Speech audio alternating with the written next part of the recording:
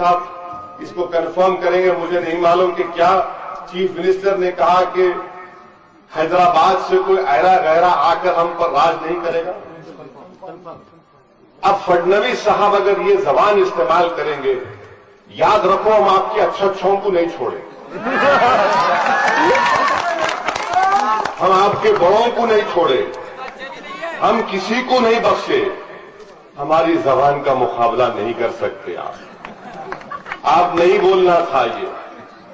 Array गैरे हम हैदराबाद से आए, आसमान से तो नहीं आए ना, कोई मार्स से तो नहीं आए ना। मैं ऐरा गैरा हूं तो फिर जो गुजरात से आके हिंदुस्तान की हुकूमत कर रहा उन्हें क्या है फिर? कुछ भी होगा मुझे उसकी फिक्र नहीं है।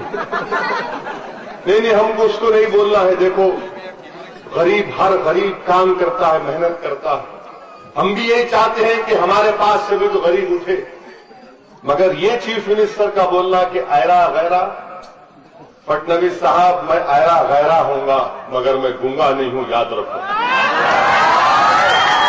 अगर आप हमको ऐरा गैरा बोलेंगे तो हमको भी वो ऐन को बहुत से जुदा कर सकते हो। उससे मॉडल कोड ऑफ कंडक्ट है, हम बहुत कुछ बोल सकते, मगर सवाल ये पैदा होता है मिस्टर फडणवीस, आज टाइम्स ऑफ इंडिया की रिपोर्ट आई, ठीक है मैं ऐरा गैरा हूं, सही, मैं जो भी हूं, आप ये बता दो कि जनवरी से मार्च के दरमियान में आपको मालूम महाराष्ट्र, विदर्भा और मराठवाड़ा में 690 किसान खुदकुशी कर लिए। अरे कभी हमारे नाम की रोटी कब तक खाओगे बीजेपी शिवसेना वालों? मेरे नाम का सदका कब तक खाते रहोगे? कुछ करो, हुकूमत करो। मेरे नाम का सदका खाने से मुझे कोई इतराज नहीं है, खाओ, चलो, तुमको फायदा तो हो रहा।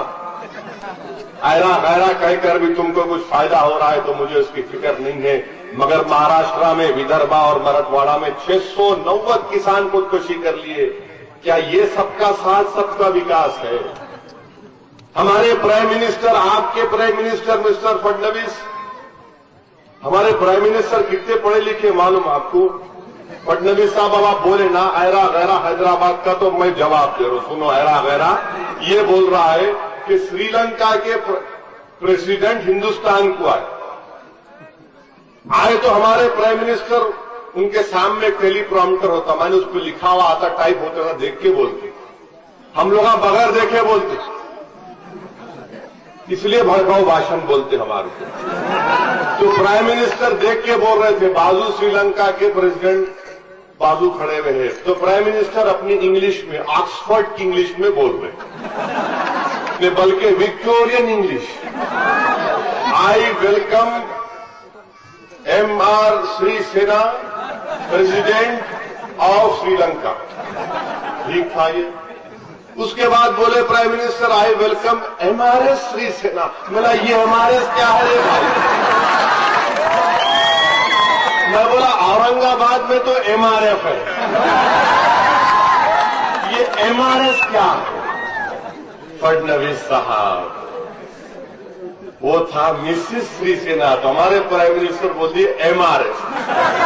वाह, ऐरा गैरा बोलते मेरे को। और बोलूं, नेपाल को गए, प्राइम मिनिस्टर नेपाल को जाके नेपाल की पार्लियामेंट तकरीर करे, ये वो सरजमीन है जहां पर गौतम बुद्ध पैदा हुए। वो कालिया केरला गए, परसों केरला गए, यूट्यूब पे देखो, जाके बोले हिंदुस्तान वो सरजमीन है जहां पर गौतम बुद्ध पैदा हुए। भाई साहब कहां पैदा हुए तो बता दो। पूरे बौद्ध मजहब के लोग पूछ रहे क्या है ये? मैं ऐरा गैरा, कितने बातें बोलूं मैं आपको, हमारे मुंह को न लगना, इसमें बेहतरी है तुम्हारी। मत लगो, बात करो पॉलिसी की। बीफ बैन लगा के कितनों को बेरोजगार कर दिए फडणवीस साहब।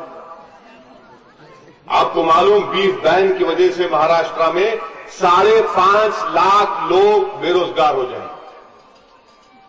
5,500 करोड़ का नुकसान होने वाला, मगर ऐरा गैरा में अरे छोड़ो हैरा गैरा, ये तो सोचो, रिजर्वेशन हमको नहीं देते।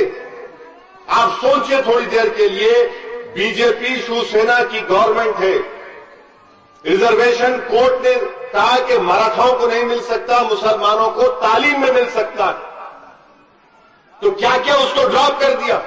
हमसे नफरत इतनी, फिर वो बोलते कि नहीं बच्चे बहुत पैदा करते, तुम हमारे को पढ़ने दो, बच्चे कम पैदा करते, हम पढ़ेंगे लिखेंगे तो बकाबिल होंगे ना भाई, तुम पढ़ने नहीं देते हमारे को, स्कूल में जाने नहीं देते, तो बोलते बच्चे बहुत पैदा कर रहे, वो भी झूठ था, मैं आपको फिगर दिया।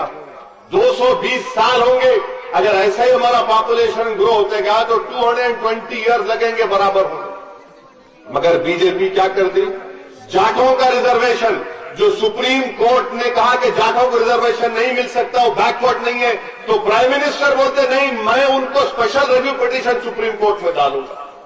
क्या ये नाइंसाफी नहीं है तो क्या है बताइए आप।